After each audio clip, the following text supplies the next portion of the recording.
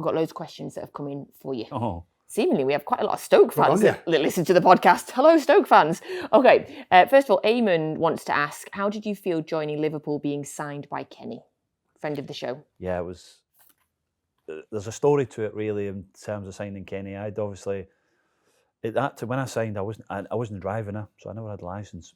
And my missus was Trafford Centre or something like that. And so I'm at home at this time, and I knew the deal was sort of happening, but I never knew when the deal was actually going to get concluded and the medical was going to be. So I was at home just waiting for it to happen. I got a call from my agent saying, everything's agreed, ready to go, you can have a medical. So I'm sat at home, no driving, I'm thinking, how am I going to get to Liverpool here? So I phones my mate up, right? And he's a bricklayer. And this is honestly a true story. So he's working on a building site. I said, where are you? Oh, I'm just building this, blah, blah. I says, can you take me to Liverpool? He says, yeah, no problem. What's it for? I've agreed the deal, going to go and do medical. Amazing, brilliant. All right, okay. Only thing is, mate, I'm in my van and no my car. I went, that's all right.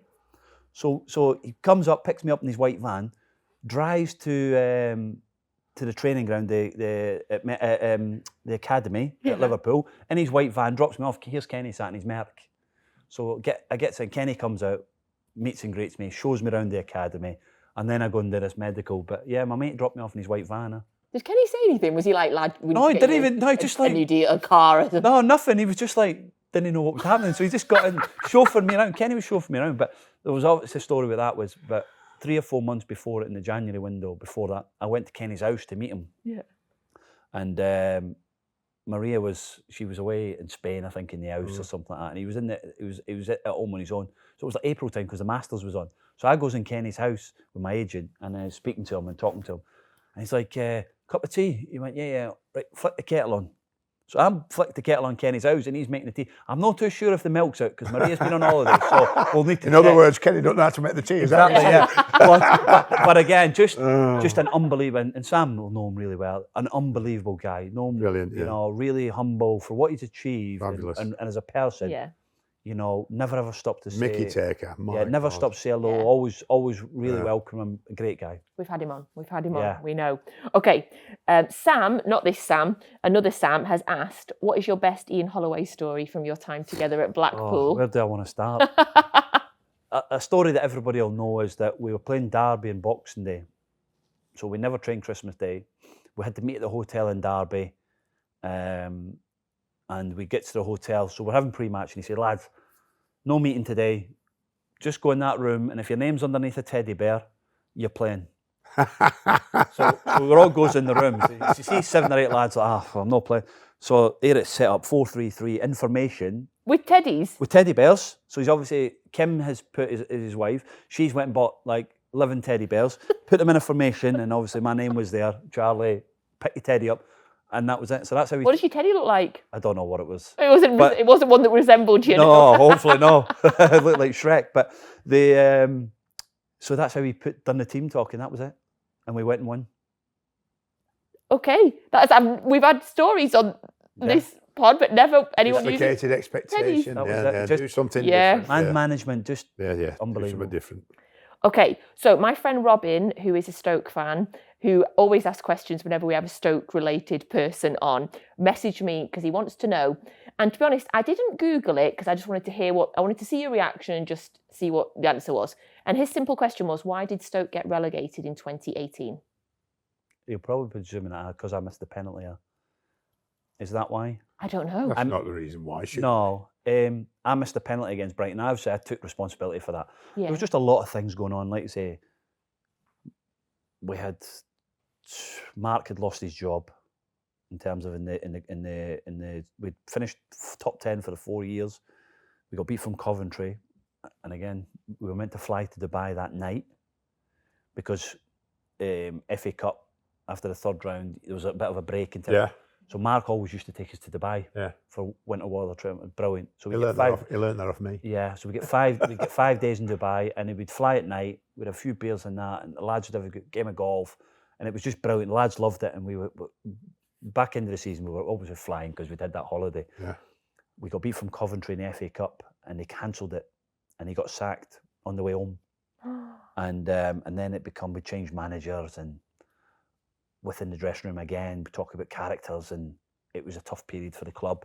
And unfortunately, we ended up getting relegated, which is a shame, because Stoke for me is an unbelievable football club. Great people, the owners. It's a shame where it's at the moment, but what I do think is they've got the right manager now. I like Matt Robbins. Thank God he's got picked up at the Championship as well. And he's done a brilliant job at Coventry for all the years, vastly experienced, and I think he could take Stoke, really kick them on again. We know you think he's underrated. You've talked about it in the past. Oh, I mean, what he did for Coventry, and how he managed the difficulties Coventry had for that many years and not get a Premier League job. I mean, you can't get any better than what he did and what he achieved and how close he became to not to be considered for the Premier League. Yeah. And he top. If you talk about playing career, he top experience in the Prem as a Premier League player with Man United and that. So, but obviously just not fashionable. Mm-hmm. Great. You know what I mean? So I'm told you change your name, who knows how far I'd have got if I was Aladicio. Let's keep telling that. You never know, do you? Right, a couple more questions that have come in for you. Craig, what was it like playing under Walter Smith? And he says, why did you shoot from the half line every week? Shoot from the halfway line? Yeah. Because I was capable of it. Walter, wow. Did you score a goal from the halfway line then? Yeah. Where? Chelsea. Oh. Courtois was in goals. Mourinho was the manager. Mourinho. Oh, yeah. Mourinho pulled me after the game. So I'm walking up down the tunnel to do the press. So obviously I'd scored that goal. Yeah.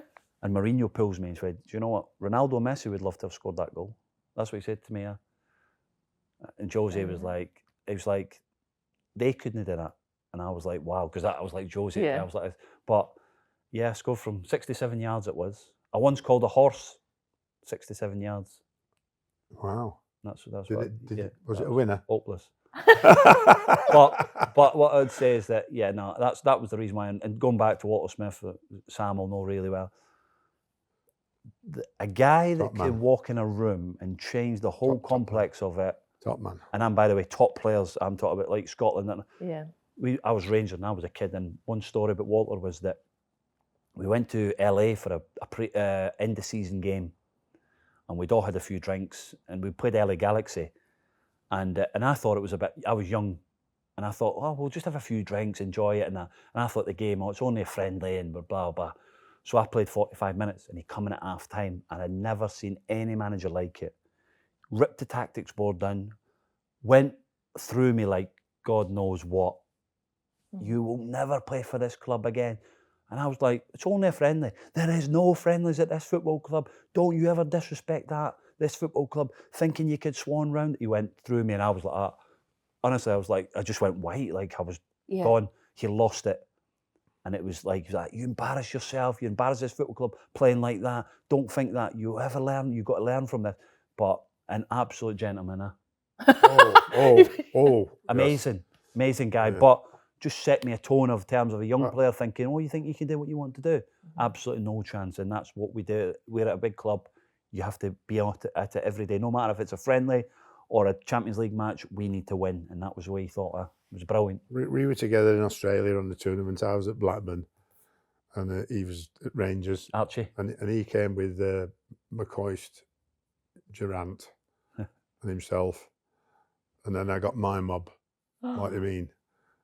We used to meet up and find a nice restaurant, and obviously pre-season, like you mean. So I'd known him before. Obviously, I knew McCoist because I played with McCoist at Sunderland. I didn't know Ian Durant, but I mean, it was just those nights. Yeah. I remember for a long time. Like I mean, the camaraderie we had between each other because it was football related and it was pre-season. It was just a great trip. Like I mean, because it can be a bit of a bind, like when you go all the way to Australia playing a tournament. Like you mean, so it was a great experience. Obviously, I'd known him a bit at Everton, and then obviously a bit with Fergie and that, like I mean. But seeing him there, and the three of them were. I think they could have been. Was that a comedy central? Could have been a comedy central. Yeah, I bet. I was going to say that. I was searching for that. But brilliant. Honest to God. Durant and McCoist together. Yeah. And he was just like, but if he said anything, McCoist and Durant were like that. The respect they had for him was incredible. And even like for myself, just as a young player, being able to experience that I was lucky enough. Keep going on, but I went back to Rangers to watch a European game against Tottenham a couple of weeks ago, and his wife was in the boardroom, and I was speaking to her and that, and she just like remembering, just talking about the old stories when I was a kid growing up. She's like, I remember when you were that height starting out and all that, and just her enjoyment of what Walter meant to a lot of people was still incredible. Yeah. And you know, you obviously got a statue in that now, but like obviously probably one of the greatest managers the Rangers ever had, you know. Right, I've got 3 questions left. This next one has been going viral on social media. Who was it? Right. Don't think too much about it. Give me your first answer. How many holes does a straw have? 1. Yeah, I would have went for 1 as well. Okay.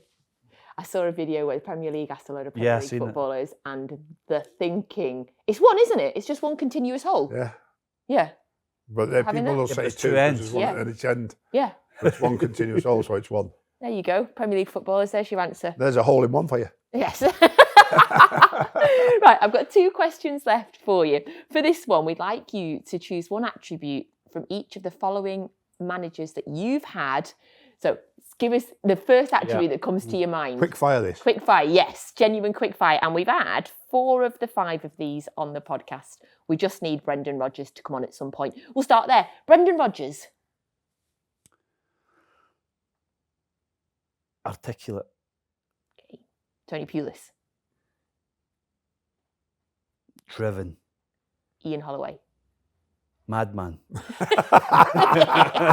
Yes, we like that. He'll like that himself. He'll like that, yeah. Kenny. Aura. Nah, I love that word. Mark Hughes. Calm. Oh, that's a combination. Very good, isn't it, by the way? They're fantastic answers, by the way. Aura. Yeah. Just Yeah.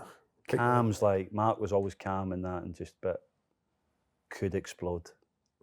Yeah. I wouldn't want to see that. Okay, the last question for you today. So there was a picture of you that went viral, I think it was a few years ago. I don't know if you've ever seen this picture, Sam, but you innocently, just at home watching the Masters, you pop up a picture of you on social media in your full golf gear watching the Masters. What did you think when that picture went viral? I thought it was for a bit of fun. So what happened was the Masters was on, and I was sat in my cinema room, not plugging it, but Cinema room.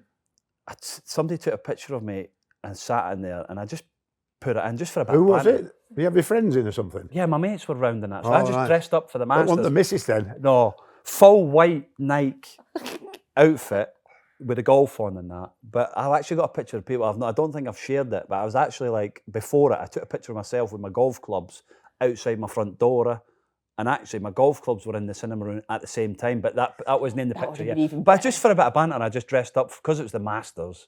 I just dressed up. So you hadn't been playing golf that day? No, I hadn't been playing golf. I just dressed up for a bit of banter, and somebody took a picture, and I put it on social media, and it went viral. It still makes me laugh now when I see it, Sam. If you've not seen it, you have to see it. Yes. Thank you so much for coming on. No, thank you. It's been a pleasure. Thanks to you, Alan. Thank you. And good luck. Thank you. Hopefully we'll be talking in the next few weeks about your next job. Yeah. Maybe you Adding come it and to our watch list. sometime as well. Yes. Yeah. Yes. We'll take the pod on the road. On the We'd road. love that. Pod on the road. Yes. There's a good saying, isn't it? Oh, go and see all of Pod on the road next time round. Let's think Sam, we about should that. take the pod on the road to every one of the people who've got a job that have been on the podcast. Okay, there's ideas. We'll have to Thank speak you. to our production manager about that. Have we got a production manager? Oh, I think so. Yes. Okay, very nice. If we haven't, we'll appoint one. Yeah, who wants the job? Thank you for joining us on another episode. If you don't, please do subscribe as a podcast on YouTube. We're on every social media platform going. Thank you very much. We'll be back next week.